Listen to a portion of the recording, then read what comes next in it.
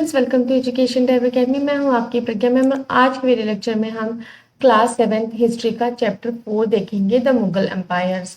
तो मुगल एम्पायर्स जो है बहुत इम्पॉर्टेंट है क्योंकि इन्होंने एक स्टेबल रूल किया इंडिया में और काफ़ी सारे मॉन्यूमेंट्स भी बनवाए हैं इंडिया में, जिसका बहुत ही प्रसिद्ध एग्जाम्पल है, बहुत ही फेमस एग्जाम्पल है ताजमहल, रेड फोर्ट। ये सारी जो बड़े बड़े मॉन्यूमेंट्स हैं जो अभी भी फेमस हैं, वो मुगल एम्पायर्स ने ही बनाए हैं। तो चैप्टर जो है स्टार्ट करते हैं।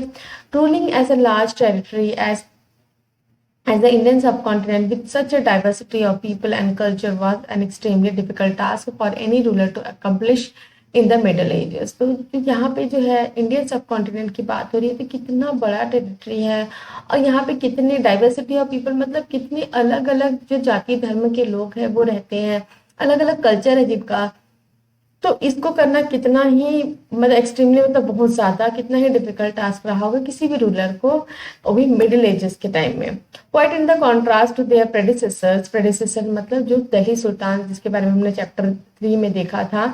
The Mughals created an empire and accomplish what has hitherto seemed possible for only short periods of time। तो यहाँ पे जो मुगल एम्पायर है ना, अपने प्रेसिडेंसर से अलग जो है एम्पायर जो है, बहुत ही टाइम तक उन्होंने एक बहुत बड़ा एम्पायर जो है जो इंडियन सब कॉन्टिनेंट में उसको चालू रखा राज्य करते हुए। तो यहाँ पे हिटरटू का मतलब होता है अंटिल नाउ, अभी तक जो इससे पहले के जो राजा वगैरह थे, जो भी एम्पायर था, वो क्या रहता था, शॉर्ट पीरियड ऑफ टाइम के लिए, बहुत कम समय के लिए रहता था। लेकिन अभी जो है मुगल एम्पायर्स के टाइम में जो है ये काफी लंबे समय तक राज्य इन्होंने किया। अप्रोक्स 150 ईयर्स तक इन्होंने राज किया। तो from the latter half of the 16th century they expanded their kingdom from Agra and Delhi until in the 17th century they control nearly all of the subcontinent।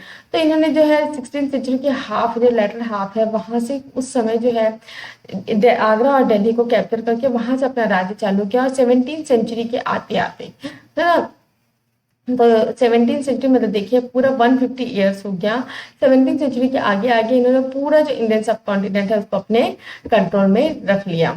तो they impose structures of administration and idea of governance that outlasted their rule, living a political legacy.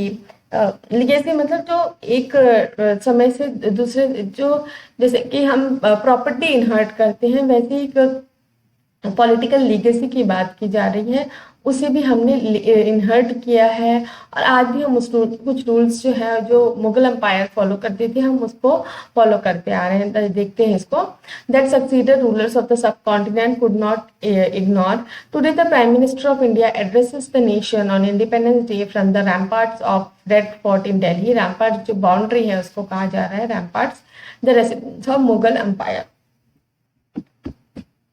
देखिए उन्होंने इस तरीके से administration किया और जो उनका गवर्नेंस मतलब उनका जो राज्य करने का जो आइडिया था वो आउटलास्टेड, मतलब अभी भी चल रहा है, अभी भी कंटिन्यू है। तो ये जो पॉलिटिकल लीगेसी है ना, जो उनसे ट्रांसफर होते आई है, उसको हमने इनहर्ट किया है। तो जैसे फॉर एग्जांपल दिया हुआ है, तो प्राइम मिनिस्टर ऑफ इंडिया, ठीक है, जो जब इंडिपेंडेंस डे होता है और रिपब्लिक डे होता है, तो एड्रेस करते हैं प्राइम मिनिस्टर।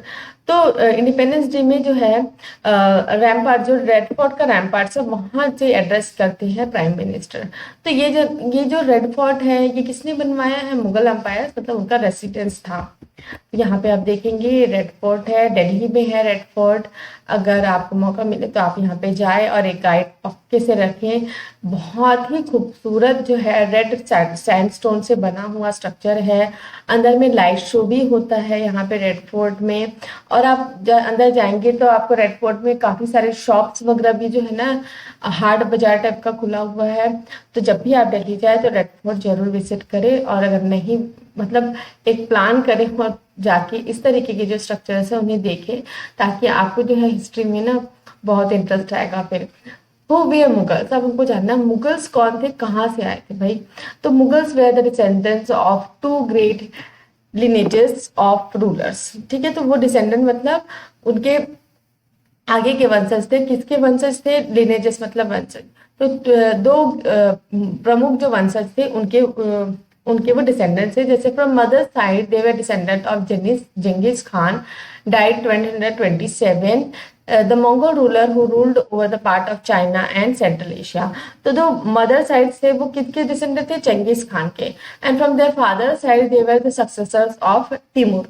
ठीक है, तो तिमूर के सक्सेसर थे फादर साइड से। एंड डाइड, तिमूर कब खत्म हुआ? 1404 में, the ruler of Iran, Iraq and modern day Turkey. तो however the Mughal did not like to be called Mughal और मंगोल।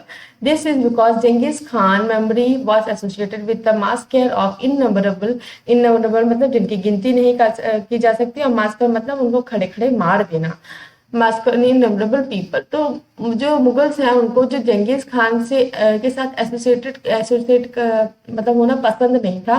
क्यों? क्योंकि जेंगिस खान एसोसिएटेड था मैस्कर ऑफ इननंबरेबल पीपल के साथ। उसने ये काम किया था, उन्होंने बहुत सारे लोगों को, मतलब नरसंहार बोलते हैं उनको, बहुत सारे लोगों को मतलब एक साथ मार दिया था। It was also linked with Uzbeks, their Mongol competitors. On the other hand, the Mughals were proud of their Timurd ancestry, not least of all because their great ancestors had captured Delhi in 1398. तो वो proudly जो है तिमुर के ancestors है वो बोलना, वो proudly feel करते थे क्योंकि जो उनके एंसेस्टर्स है उन्होंने कैप्चर किया था दिल्ली को 1398 में। दे सेलिब्रेटेड देयर जीनोलॉजी मतलब उनका जो हेरिटेज है, मतलब ग्रैंडफादर, फादर, फिर उसके बाद उसके सन्स, इस तरीके का जो जीनोलॉजी है, जो वंशावली है, उसको उनको वो पिक्टोरियली दर्शाते थे। Each ruler getting a picture made of Timur and himself and take a look at figure 2 which is somewhat like a group photograph. तो वो ग्रुप फोटोग्राफ टाइप का जो है, जो अपने पिक्चर, उस समय जो कैमरा वगैरह हुआ नहीं करता था, तो वो पेंटिंग्स करवाया करते थे, स्मॉल पेंटिंग्स, उसको कहा जाता है मिनिएचर पेंटिंग। तो मुगल जो रूलर्स है वो मिनिएचर पेंटिंग्स में काफी मतलब इंटरेस्टेड रहते थे और उन्होंने काफी सारे ऐसे मिनिएचर पेंटिंग बनवाए हैं। तो जैसे कोई भी जो रूलर है वो अपनी जो फोटो है वो तिमूर के साथ और अपने जो फादर्स है उनके साथ जो है एक ग्रुप फोटोग्राफ टाइप का बनवाया करते थे। तो यहाँ पे हमको ये जो दिख रहा है, ये ग्रुप फोटोग्राफ देखना है तो देखेंगे, देखिए यहाँ पे एक हेड बैठा हुआ है और इसके साथ काफी सारे लोग बैठे हुए हैं। ठीक है, तो इसमें हम देखते हैं इसमें कौन कौन है। तो ये मिनिएचर पेंटिंग, जैसे कि मैंने बताया कि मुगल जो है मिनिएचर पेंटिंग को काफी हद तक बढ़ावा देते थे। डेटेड 1702 से 1712। तो यहाँ 1702 से 1712 तक के बीच का ये पेंटिंग है ऑफ तिमूर, हिज डिसेंडेंट मतलब उसके जो आगे के जो बच्चे हैं, जो उनके जो आगे के वंशज हैं, एंड द मुगल एम्परर्स। तो Timur is in the centre and on his right is his son Miran Shah, the first Mughal emperor, Babur's great great grandfather. तो यहाँ पे देखिए ये है तिमूर और तिमूर के राइट में, तो इस साइड हुआ, तो यहाँ इनका क्या नाम है? मिरान शाह। तो ये क्या है? बाबर के great great grandfather. Then Abu Said Babur's grandfather. ठीक है, ये क्या है? बाबर्स के ग्रैंडफादर है। To the left of Timur are Sultan Mohammad Mirza. ठीक है, ये मोहम्मद मिर्जा है लेफ्ट में। ये क्या है? बाबर के ग्रेट ग्रेट ग्रैंडफादर है ये भी। एंड उमार शेख बाबर्स फादर, यहाँ पे उमार शेख है बाबर्स के father. The Mughal emperor Babur, Akbar, Shah Jahan are third, fourth and fifth individual on Timur's right. ठीक है, यहाँ पे जो है ये तीन जो दिख रहे हैं, ये कौन है? बाबर, अकबर और शाहजहां। और यहाँ पे जो लेफ्ट साइड में है वो है हुमायूं, जहांगीर और अकबर, औरंगजेब। तो हुमायूं, जहांगीर और औरंगजेब। तो ये पूरी हो गई तिमूर के जो जीनोलॉजी है उसके बारे में, और एक छोटा सा मिनिएचर पेंटिंग। तो यहाँ पे देखेंगे हम एक और पिक्चर देखेंगे। यहाँ पे मुगल एम्पायर ऑन कैंपेन, जब मुगल एम्पायर जब निकलती थी ना खोज यात्रा में अपने आगे जो है अपना जो राज्य है उसको बढ़ाने के लिए, तो इस तरीके से निकलती थी, उसकी एक पेंटिंग है।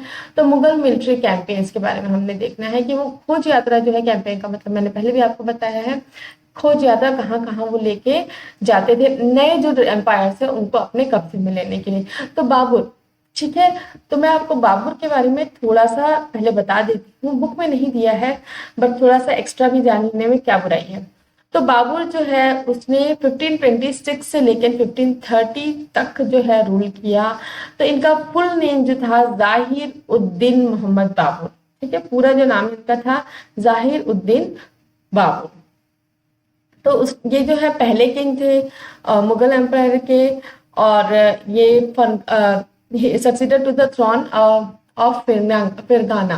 ठीक है, फिरगाना में कहाँ पे ये किंग बने, कहाँ पे सक्सीड किया जिन्होंने, फिरगाना में 1494 when he was only 12 years. तो यहाँ पे सिर्फ और सिर्फ जो है 12 साल के थे उस समय। And he was forced to leave his ancestral throne due to the invasion of another Mongol group. तो इनको क्या है, अपना जो एंसेस्ट्रल थ्रोन है उनको छोड़ना पड़ा, क्योंकि मंगोल जो है उस समय वहां पे हमला कर रहे थे, उन्होंने उसको कब्जा कर लिया। और द उज़्बेक्स, ठीक है, Mongol group the Uzbeks. After years of wandering, he seized Kabul in 1504 and 1526 he defeated the Sultan of Delhi Ibrahim Lodi at Panipat and captured Delhi and Agra। तो इन्होंने क्या है, बहुत सालों तक ये क्या है घूमते रहे, और इन्होंने फिर क्या है साइज मतलब कब्जा कर लिया कहाँ पे, काबुल में 1504 में। और 1526 में क्या है, इसने दिल्ली का जो सुल्तान था इब्राहिम लोदी, जो लास्ट जो दिल्ली सुल्तानेत के जो रूलर थे इब्राहिम लोदी डायनेस्टी के इब्राहिम लोदी, उसको उन्होंने Panipat, first battle of Panipat 1526 में हरा दिया और कैप्चर किया दिल्ली और आगरा। दिल्ली और आगरा को इन्होंने कैप्चर कर लिया। तो देखिए यहाँ पे ये दिल्ली और आगरा को जो इब्राहिम लोदी के साथ इन्होंने कैप्चर कैसे किया। जो इब्राहिम लोदी थे ना, उसका अंकल था दौलत खान, ठीक है, उसका अंकल था दौलत खान लोदी। उसने जो है बाबर को न्योता दिया कि आप यहाँ पे आओ और लड़ाई लड़ो। फिर बाबर जो है आया और उसने जो है दौलत खान के साथ मिलकर जो है ना कि इब्राहिम लोदी इसके खिलाफ एक साजिश रची और इसे हरा दिया। तो इब्राहिम लोदी सॉरी जो बाबर है वो यहाँ पे गन्स, कैनन्स और क्लैवरी के साथ आया। इब्राहिम लोदी की जो सेना थी वो बहुत बड़ी थी, लेकिन वो यहाँ पे जो आया था गन्स, कैनन्स, ठीक है, गोला फेंकने वाला जो रहता है उसको कैनन्स बोलते हैं, क्लैवरी है ना, बहुत सारे सोल्जर्स के साथ आया था। तो उसके कारण जो है वो इब्राहिम लोदी को हरा पाया। तो यहाँ पे और इन्होंने जो है ना राणा सांगा को भी बैटल ऑफ खानवा में इसके बाद है ना, इसके बाद राणा सांगा को बैटल ऑफ खानवा में 1527 में हरा दिया था। और ये बहुत ही पढ़े लिखे मतलब बहुत ही अच्छे स्कॉलर थे, जिनको टर्किश और पर्शियन लैंग्वेज के बारे में बहुत अच्छे से नॉलेज था। और इन्होंने ना अपनी ऑटोबायोग्राफी भी लिखी है, जिसे कहा जाता है तुजुक ई बाबुरी और बाबुरनामा। ठीक है, ऑटोबायोग्राफी क्या है, बाबर की ऑटोबायोग्राफी तुजुक ई बाबुरी और बाबुरनामा। तो अब आगे देखते हैं बुक में हम क्या दिया हुआ है। Table 1 chart some of the major campaigns of Mughals, study it carefully and see if you can notice any long term patterns. तो यहाँ पे हम कुछ हम आगे देखेंगे वो टेबल को, टेबल 1 में, जहाँ पे मुगल रूलर्स जो थे है ना, बाबर, हुमायूं, अकबर, शाहजहां, जहांगीर, सारे जो मुगल रूलर्स है, फर्स्ट 6 जो मुगल रूलर है उनको ग्रेट मुगल्स कहा जाता है। क्यों? क्योंकि उन्होंने पूरा जो इंडियन सब कॉन्टिनेंट है उसको अपने कब्जे में रखा, बहुत अच्छे से राज्य करा। तो हम ये पैटर्न को अच्छे से देखना है और देखना है कि कौन सबसे ज्यादा जो लॉन्ग टर्म पैटर्न मतलब कौन सबसे ज्यादा टाइम तक जो है रूल कर पाए हैं। तो for example the Afghans were an immediate threat to Mughal authority, है ना।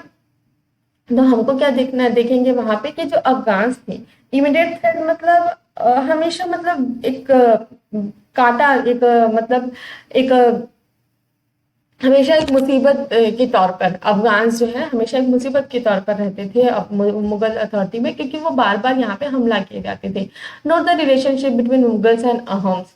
अब यहाँ पे हम चैप्टर 7 में देखेंगे जो मुगल्स और अहम्स हैं उनके रिलेशनशिप को, और सिक्स के साथ उनका कैसा रिलेशनशिप था वो चैप्टर 8 और 10 में देखेंगे। और मेवाड़ और मारवाड़ जो राजपूत रूलर थे, मेवाड़ और मारवाड़, इसके बारे में हम चैप्टर 9 में देखेंगे। और what was Humayun's relationship with Safavid Iran different from Akbar, है ना। सफयाद ईरान के बारे में हमको देखना, हुमायूं का रिलेशनशिप आगे आपको देखेंगे ये क्या मतलब किस तरीके से रिलेटेड थे।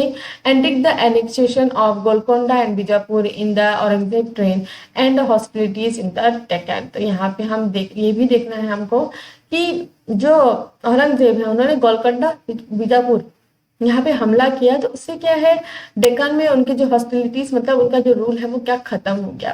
तो यहाँ पे जो एक इम्पोर्टेंट पॉइंट दिया गया है, देखिए ये इसे कैनन्स कहा जाता है, ये जो रखे हुए तोप फेंकने वाला, इसे कैनन्स कहा जाता है। तो gun powder technology was brought to India for warfare in 14th century. Firearms were used for the first time in the regions such as Gujarat, Malwa and Deccan and was used by Babur in the early 16th century. तो ये जो है gun powder किसने लाया India में? बाबर ने 16th century में, और ये सब टेक्नोलॉजी यूज करके ही उसने इब्राहिम लोदी को यहाँ पे हराया। अब उसके बाद हमको टेबल 1 देखना है, जिसमें हमको देखना है मुगल एम्पायर्स के मेजर कैंपेन्स और इवेंट्स के बारे में। तो यहाँ पे ये जो फोटो दिख रही है, फोटो नहीं है, ये है पेंटिंग जो बाबर की है। तो बाबर ने कब से कब तक अपना रेंज चलाया? 1526 से 1530 तक। तो 1526 से 1530 मतलब कितने साल का टाइम है? Only for 4 years. तो 1526 में इन्होंने डिफीट किया इब्राहिम लोदी और इस अफगान सपोर्टर एट पानीपत। ठीक है, हमने ये पहले देख लिया। 1526 जैसा कि मैंने आपको बताया, defeated Rana Sanga Rajput rulers and allies at Khanwa. ठीक है, खावना में यहाँ पे इन्होंने 1526 में राणा संगा को हराया। 1528 में डिफीट किया Rajput at Chanderi and establish control over Agra and Delhi before his death. तो इन्होंने पूरा आगरा और दिल्ली वाला जो एरिया है उसको अपने अंदर कंट्रोल में रखा। तो देखिए ये इनकी डेथ हो गई उसके बाद में। ठीक, उसके बाद हमको देखना है हुमायूं के बारे में। तो हुमायूं का जो टाइम पीरियड था वो 1530 से 1540, फिर 1555 से 1556 तक, 1 साल बस। और यहाँ पे इन्होंने 10 साल रूल किया यहाँ पे, और यहाँ पे 1 साल, तो कितना हो गया? 16 साल। तो यहाँ पे देखिए ये पूरी स्टोरी है, इसको मैं आगे आपको बताती हूँ। तो इनका पूरा नाम बताती हूँ आपको, नसीरुद्दीन मोहम्मद हुमायूं। ठीक है, इनका पूरा नाम क्या था? नसीरुद्दीन मोहम्मद हुमायूं। तो इनका सबसे बड़ा जो दुश्मन था वो था अफगान रूलर शेरशाह सूरी। ठीक है, बिगेस्ट थ्रेट इनका था अफगान रूलर शेरशाह सूरी। तो इन्होंने जो है पहली बार उनसे लड़ाई की, फर्स्ट बैटल जो है उन्होंने लड़ाई की शेरशाह सूरी के साथ, और 1532 में। तो 1532 में वो हार गया, और जो है ठीक है, उन्होंने सबसे पहले जो लड़ाई है first battle against Sher Shah Suri उन्होंने 1532 में जीती। फिर उसके बाद शेरशाह सूरी जो है हुमायूं को हरा देते हैं चौसा में 1539 में, और एट कनौज में 1540 में। तो उसके बाद जो है वो पर्शिया चले जाते हैं, और पर्शिया से वहां से हेल्प लेते हैं सफीद शाह का, और उसके बाद वापस आते हैं, और फिर वापस आके क्या है शेरशाह सूरी को हरा देते हैं। तो यहाँ पे जो बुक में दिया हम उसको भी देख लेते हैं। Humayun divided his inheritance according to his will of his father. His brothers were each given a province. तो हुमायूं जो है जैसे उसके पापा चाहते थे तो जैसे कि इनहेरिटेंस हो, तो उनको जो अलग अलग प्रोविंस डिवाइड करके दे दिया था, और इसके ब्रदर्स को भी कुछ कुछ प्रोविंस दिया था। The ambition of his brother Mirza Kamran weekend Humayun's cause against Afghan competitors. तो ये जो है चारों भाइयों को कुछ कुछ पार्ट दिया गया था, इनके जो ब्रदर्स हैं उनके साथ में, लेकिन जो है हुमायूं को जो है ज्यादा पार्ट दिया गया था, इसलिए जो है उनके जो भाई थे उनसे नाखुश थे। तो देखिए उनका जो ब्रदर जो है मिर्जा कामरान, उन्होंने जो है हुमायूं का जो एम्बिशन था अफगान कॉम्पिटिटर्स के थ्रू उसे कम किया। तो शेर खान मतलब शेरशाह सूरी की बात हो रही है, defeated Humayun at Chausa in 1539 and Kannauj 1540 forcing him to flee to Iran. ठीक है, जैसे कि मैंने आपको बताया कि वो हार गया यहाँ पे। पहले इसने एक लड़ाई जीती, ठीक है, पहले ये बुक में नहीं दिया है, बट उसने पहले एक लड़ाई जीती है 1532 में। उसके बाद 2 लड़ाई जो है वो हार गया, और वो कहाँ चला गया? ईरान चला गया। In Iran Humayun receive the help from Safavid shah. ठीक है, उसने हेल्प लिया सफेद खान, और रिकैप्चर दिल्ली इन 1555। ठीक है, 1555 में फिर से उन्होंने दिल्ली को कैप्चर किया, but died the next year after an accident in his building. तो एक्सीडेंट क्या हुआ? जो उसकी लाइब्रेरी थी शेर मंडल, ठीक है, उसकी लाइब्रेरी का नाम क्या था? शेर मंडल। वहां पे वो बुक वगैरह पढ़ रहे थे, पुराना किला में है ये, तो पुराना किला में, और वो क्या वहां से गिर गए और उनका डेथ हो गया। उसके बाद देखना है हमको अकबर के बारे में। तो अकबर ने रेन किया है 1556 से लेकर 1605 से। तो टोटल हो गया ये करीबन 50 ईयर्स। ठीक है, 50 ईयर्स तक जो है अकबर ने यहाँ पे इंडियन सब कॉन्टिनेंट में क्या है रूल किया है। तो अकबर जो है इनका पूरा नाम था अबुल फतह जलाउद्दीन मोहम्मद अकबर। तो इनका नाम काफी बड़ा है। मैं फिर से बोल देती हूँ, अबू उल फतह जलाउद्दीन मोहम्मद अकबर। ठीक है, तो ये मैं पहले शॉर्ट में बता देती हूँ, उसके बाद हम बुक वाला देखेंगे। तो इन्होंने जो 13 साल की उम्र में, छोटी सी उम्र में, 13 साल की छोटी सी उम्र में जो है इन्होंने राजगद्दी संभाल ली, वो एक एम्परर बन गए। लेकिन इनके साथ जो थे, इनके देख रेख करने वाले, जैसे कि हम बोलते हैं एक गार्जियन के तौर पर थे बाईराम खान, जो इनकी हेल्प करते थे। लेकिन जो है बाईराम खान जो है ना, उन्होंने काफी सारा मतलब हेल्प किया उनका, काफी सारे जो लोकेशंस है, जो काफी सारे जो रीजन्स है उनको अपने कब्जे में रखा। तो जैसे पहला जो है, Akbar defeated Hemu in second battle of Panipat in 1556। ठीक है, 1556 में ही जो सेकंड बैटल ऑफ पानीपत है उसमें उन्होंने डिफीट किया हेमू को। इन्होंने 50 साल तक रूल किया। बहुत सारे जो है सिटीज बनाए, जैसे कि फतेहपुर सिकरी जो है सिटी, जो अभी भी है, इन्होंने आगरा में बनाया। और इन्होंने काफी सारे, जैसे 1576 में इन्होंने राणा प्रताप और मेवाड़, ठीक है, जो उनको हराया बैटल ऑफ हल्दी घाटी में। और बहुत सारे मतलब अकबर के टाइम में जो कश्मीर से लेके नॉर्थ में है ना, नॉर्थ में कश्मीर से लेके साउथ में गोदावरी रिवर तक, और ईस्ट में खानदार से लेके वेस्ट में बंगाल तक, यहाँ से मतलब पूरा मतलब इन्होंने रूल किया। सॉरी, खानदार इन द ईस्ट से, सॉरी खानदार इन द वेस्ट से लेकर बंगाल इन द ईस्ट, यहाँ तक इनको इनका पूरा पहुंच रहा है। तो अकबर जो है, इनके पास जो है कहा जाता है 9 रत्न थे। ठीक है, 9 रत्न थे, 9 मतलब जेम्स, जेम्स मतलब 9 ऐसे मतलब इनके कोर्ट में लोग थे जो मतलब बहुत ही टैलेंटेड थे। तो उन्हें कहा जाता है नवरत्न। और इन्होंने एक नया रिलीजन स्टार्ट किया था, दिल्ली इलाही। तो सेम था अशोक का जो रिलीजन था, धम्मा, अशोक धम्मा, हमने पहले पढ़ा है क्लास 6 में, उससे रिलेटेड था। दिल्ली इलाही में भी यही था कि आपको क्रुएलिटी नहीं दिखानी है, हमेशा अच्छा सोच लेके रहना है। तो उन्होंने एक नया सेक्ट जो है फॉलो करवाना चालू किया पीपल से। तो अकबर जो है, उनका डेथ हुआ 1605 में एंड वाज बरीड इन सिकंदरा। ठीक है, इनको कहाँ बरीड किया गया है? सिकंदरा में बरीड किया गया है। तो बहुत इंपॉर्टेंट है अकबर का टाइम भी, क्योंकि इन्होंने पूरा जो इंडियन सब कॉन्टिनेंट है अपने टाइम में जो है 50 ईयर्स के रूल में पूरा जो इंडियन सब कॉन्टिनेंट है उसको अपने कब्जा में करके रखा था। अब बुक का देख लेते हैं हम। Akbar was 13 year old when he became emperor. His reign can be divided with 3 periods. तो यहाँ पे बताया जा रहा है इसका जो रूल करने वाला जो टाइम पीरियड है उसको 3 भाग में बांटा जा रहा है, 1556 से 1570। तो Akbar became independent of the regent Bairam Khan. तो जो है उन्होंने क्या किया, बाईराम खान का जो रेजेंट था उसको खत्म कर दिया और वो इंडिपेंडेंटली रूल करने लगे। वो बाईराम खान के इंडिपेंडेंस में नहीं रहने, उनके देखरेख में नहीं रह रहे थे। तो देखिए बाईराम खान जो है ना, वो अकबर के साथ बहुत ही मतलब वैसे तो उनकी हेल्प कर रहे थे, उनके गार्जियन के तौर पे थे, लेकिन जो है वो बाद में जो है बहुत ज्यादा इंटरफेरेंस करने लगे। और जो अकबर जैसे बड़े होते जा रहे थे तो उनको ये चीजें पसंद नहीं आ रही। तो उन्होंने क्या किया, एक कॉन्स्पिरेसी रची, मतलब एक चाल रची। तो उन्होंने क्या किया, बाईराम खान को बोला कि तुम भाई हज के लिए जाओ मक्का में। तो उसको हज के लिए भेज दिया, लेकिन रास्ते में ही गुजरात के पास में उनका क्या करवा दिया, मर्डर करवा दिया। And other members of his domestic staff. Military campaigns were launched against Suri and other Afghans against the neighboring kingdom of Malwa and Gondwana, and to suppress the revolt of his half brother Mirza Hakim. तो यहाँ पे जो है उन्होंने कहाँ जो Afghan rulers है, सूरीज और अफगान रूलर्स, उसके खिलाफ कैंपेन लॉन्च किया। और जो नेबरिंग किंगडम है मालवा गोंडवाना, उनको भी अपने कब्जे में रखा। और जो रिवॉल्ट है उसके ब्रदर का, हाफ ब्रदर मतलब स्टेप ब्रदर, उसका सौतेला भाई मिर्जा हकीम, उसके खिलाफ भी उसने रिवॉल्ट को सप्रेस करके रखा, मतलब दबा के रखा। एंड उज़्बेक्स, ठीक है, उज़्बेक्स के बारे में हम पहले भी देख चुके हैं, कहाँ से वो मंगोल्स, ठीक है, ग्रुप ऑफ मंगोल्स।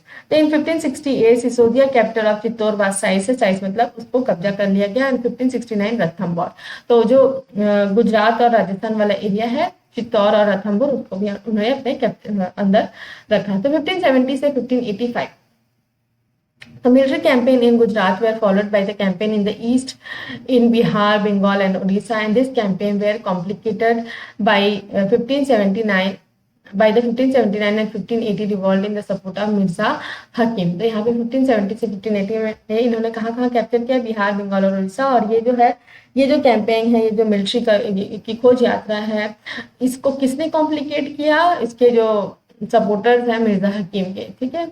इन 1585 से 1605 तक। तो एक्सपांशन ऑफ अकबर्स एम्पायर, ठीक है, पूरा जो एक्सपांड कर लिया इन्होंने इंडियन सब कॉन्टिनेंट में। Campaigns were launch in north west को भी पूरा कैप्चर कर लिया। खानदार, ठीक है, खानदार जैसे मैंने बताया, Kandahar was seized from Safavid, Kashmir was annexed, ठीक है, कश्मीर को भी अपने कब्जे में लग गया। As also Kabul after the death of Mirza Hakim, ठीक है। Campaign in the Deccan started and Virar, Khandesh and parts of Ahmednagar were annexed। ये पूरा जो है इन्होंने अपने कब्जे में ले लिया। In last years of his regime Akbar was distracted by rebellion of Prince Salim the future emperor Jahangir. तो यहाँ पे जो लास्ट का जो टाइम है, उसका जो खुद का बेटा है प्रिंस सलीम जो है वो उसको डिस्ट्रैक्ट करने लग गया। और ये प्रिंस सलीम जो है ये क्या है, फ्यूचर एम्परर जहांगीर। अब उसके बाद जो है हमको जहांगीर के बारे में देखना है। तो जहांगीर के बारे में मैं आपको पहले थोड़ा सा बता देती हूँ। तो इनका नाम था पूरा नूरुद्दीन मोहम्मद जहांगीर, ठीक है। क्या नाम था इनका? नूरुद्दीन मोहम्मद जहांगीर। तो इन्होंने जो क्या किया था, इन्होंने जो सिख लीडर है, ठीक है, सिख लीडर गुरु अर्जुन देव, इनको क्या कर दिया, खत्म कर दिया, एग्जीक्यूट कर दिया था। क्यों? क्योंकि ये उनका जो बेटा है, जो उनके खिलाफ जो लड़ाई लड़ना चाह रहा था, रिबल कर रहा था, इनका सन का नाम था खुसराव जो है उसका हेल्प कर रहा था गुरु अर्जुन। तो इसलिए उन्होंने उसको एग्जीक्यूट कर दिया। एकदम मतलब बहुत ही काम तरीके के रूलर रहे, पीपल्स रूलर, मतलब हमेशा मतलब लोगों की भलाई करने वाला। और ये भी कहा जाता है कि उन्होंने क्या बोलते हैं, circle justice, chain of justice, ठीक है, चेन ऑफ जस्टिस कहा जाता है उसे। अपने जो किला है, जो अपना फोर्ट है, उसके बाहर में चेन ऑफ जस्टिस रखा था, जिसे एक बड़ी घंटी हुआ करती थी, जिसे कोई भी अगर जिसको प्रॉब्लम है, कोई दिक्कत है, तो वहां जाके उसको बजा सकता था। और जहांगीर उससे पर्सनली बात करते थे ये सब मैटर में। बहुत ही वेल रेड मैन थे और उनको आर्ट और लिटरेचर में काफी ज्यादा इंटरेस्ट था। और जहांगीर जो है, जहांगीर के टाइम में ही, बहुत इंपॉर्टेंट है, जहांगीर के टाइम में ही जो है ट्रेडिंग राइट्स दी गई थी पोर्चुगीज और इंग्लिश ट्रेडर्स की, ठीक है, इंग्लिश ट्रेडर्स को। तो इन 1615 है ना, 1615 की बात है जब सर थॉमस रो, ठीक है, इंग्लैंड से आए इंडिया, और उन्होंने जो है उनसे बात की और ट्रेडिंग करने के लिए वहां पे परमिशन मांगी, ठीक है। चेन ऑफ जस्टिस के बारे में आपको पहले बता दिया था। और इनकी वाइफ का नाम था नूरजहां। तो नूरजहां, जैसे कि जहांगीर इतना एक्टिव थे, वैसे ही नूरजहां थी, वो भी बहुत एक्टिव थी। जो पॉलिटिकल एडमिनिस्ट्रेशन, ये सारी चीजों में वो भी एक्टिव थी।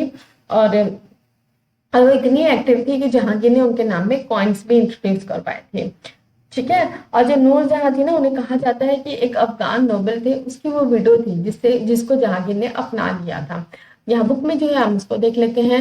तो military campaign started by Akbar continue, ठीक है, जो मिलिट्री कैंपेन जिसके पिता जो है वो आगे लेके चल रहे थे वो कंटिन्यू रहा। Sisodia ruler of Mewar Amar Singh accepted Mughal service.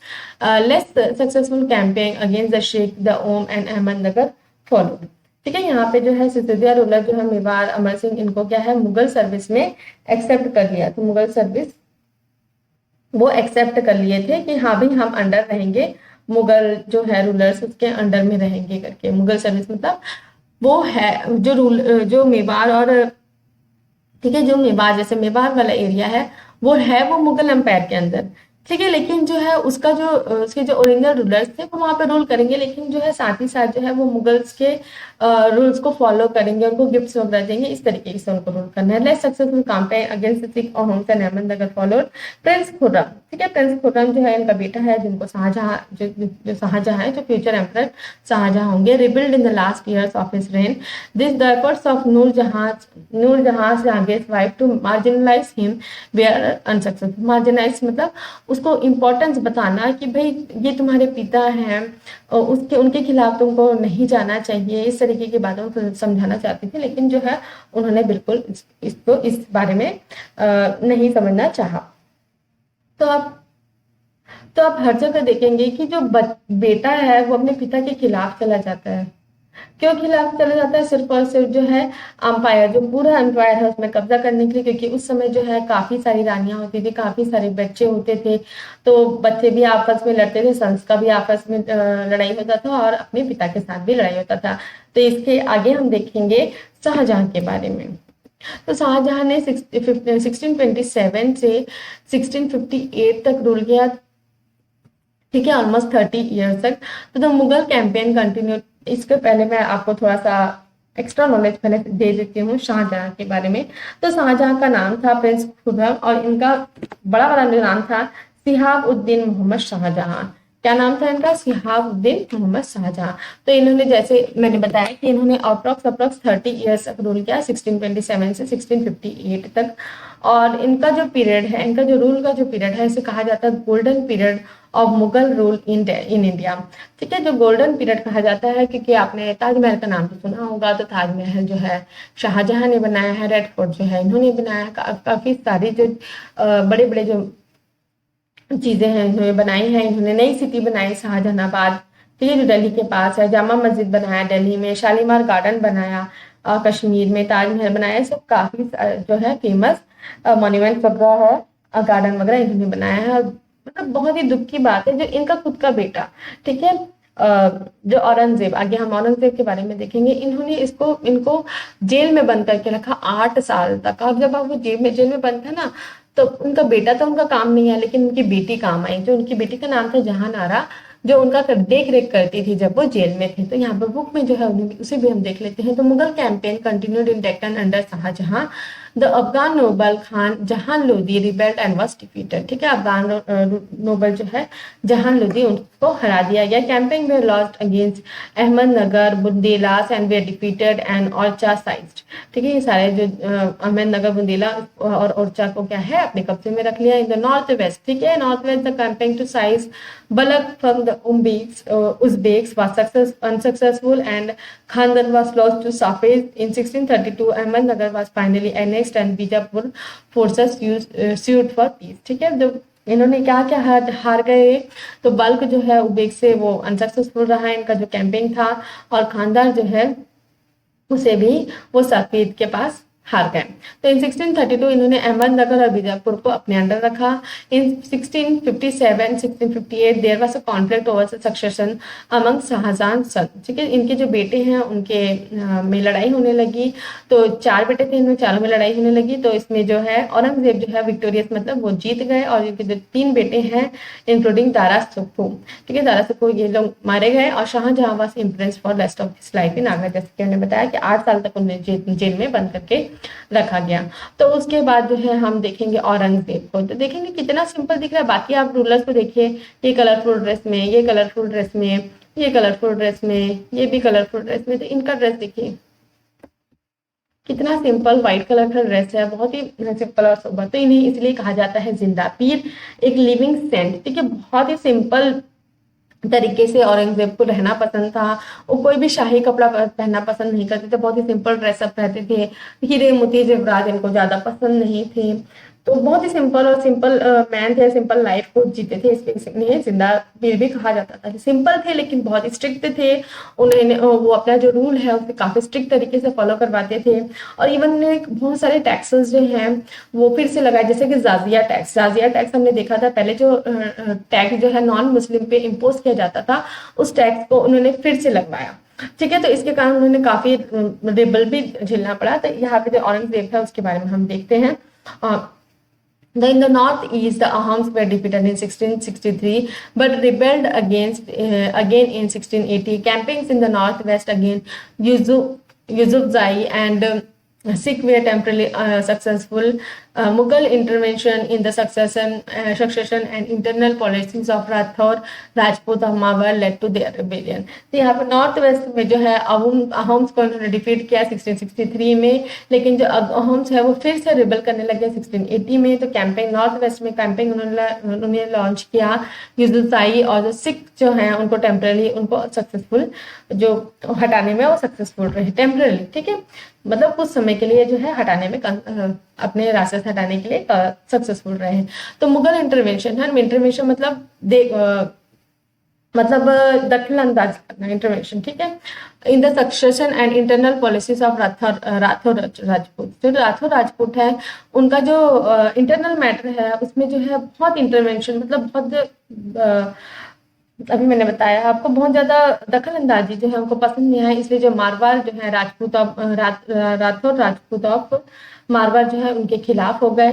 Campaign against Maratha चीफ्टन, ठीक है, उन्होंने कैंपेन किसके खिलाफ लगाया, Maratha chieftain Shivaji was initiated successfully, ठीक है, सक्सेसफुल भी हुए, but Aurangzeb insulted Shivaji who escaped from Agra and declared himself an independent king and resumed his campaign against the Mughals, ठीक है। तो शिवाजी जो है उसको बहुत ज्यादा इंसल्ट किया औरंगजेब ने, तो वो कहाँ चला गया, आगरा, और आगरा से वहां पे अपने आप को इंडिपेंडेंट किंग करके बहुत ज्यादा मतलब अपनी आर्मी वगैरह को इकट्ठा करके उसने फिर से कैंपेन लॉन्च किया मुगल्स के खिलाफ। तो Prince Akbar rebelled against Aurangzeb and received support from Marathas and Deccan Sultanate, and he finally fled to Safid, Iran, ठीक है। तो यहाँ पे वो कहाँ चले गए, ईरान चले गए, क्योंकि उनका खुद का बेटा जो है प्रिंस अकबर, जैसे कि हमने देखते आ रहे हैं, वो उनके खिलाफ हो गया, और जो प्रिंस अकबर जो है उनको सपोर्ट मिलता रहा मराठा और डेक्कन से, ठीक है। After Akbar's rebellion Aurangzeb sent armies against the Deccan sultanate, Bijapur was annexed in 1685 and Golconda in 1687, and from 1698 Aurangzeb personally managed campaign in Deccan against the Maratha who started guerrilla warfare. Guerrilla warfare छोटी छोटी जो लड़ाई है उसको गोरिल्ला वॉरफेयर बोला जाता है। Aurangzeb also has to face the rebellion in the north India of the Sikh Jats and Satnamis, in the north east of Ahoms and the Deccan of Marathas. His death was followed by the succession conflict among his sons, ठीक है। तो इनके death के बाद जो है इनके जो बेटे हैं वो काफी लड़ाई लड़ने लगे, और जो लड़ाई में जीता वो आगे का रूलर बना। तो ये इसके बाद के जो रूलर्स हैं वो उन्हें वीक रूलर्स कहा जाता है, वीक मुगल्स कहा जाता है, क्योंकि वो इतने केपेबल नहीं थे। और वीक रूलर्स के बाद जो वीक मुगल्स थे उनके बाद जो है मुगल एम्पायर जो है वो काफी हद तक खत्म होने आके। तो देखिए आप, औरंगजेब जो है और अकबर के टाइम में उन्होंने काफी सारे जो एरिया है उनको कवर किया। तो इन्होंने भी मतलब औरंगजेब ने भी ऑलमोस्ट 50 ईयर्स तक रूल किया। तो आप यहाँ पे देख रहे होंगे कि बेटा जो है, भाई जो है वो खुद लड़ने आ जाते हैं एम्पायर के लिए। तो यहाँ पे ये इस पार्ट को हम यहीं पे फिनिश करते हैं। आगे का जो पार्ट है हम नेक्स्ट वीडियो लेक्चर में देखेंगे। अगर वीडियो लेक्चर पसंद आया है तो वीडियो को लाइक शेयर करें, कमेंट करके बताएं कि आपको वीडियोस में कुछ डाउट है, कुछ लेक्चर में डाउट है तो आप बता सकते हैं कमेंट करके। और अगर वीडियोस पसंद आते हैं तो वीडियो को, चैनल को सब्सक्राइब कर लीजिए, बेल नोटिफिकेशन को भी ऑन कर लीजिए, ताकि जब भी मैं नए वीडियोस डालूं तो आपको नोटिफिकेशन मिल सके। Thanks for watching my video.